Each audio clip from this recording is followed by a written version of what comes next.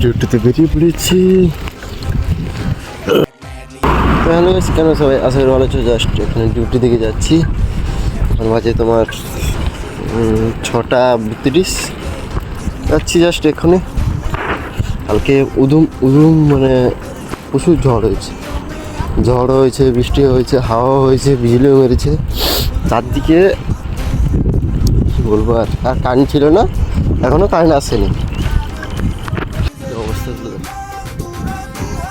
আমার বাড়ি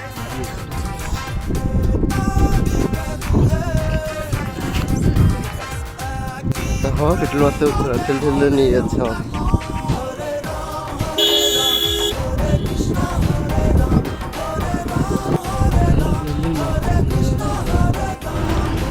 ছোটলে ঢুকে গেছি।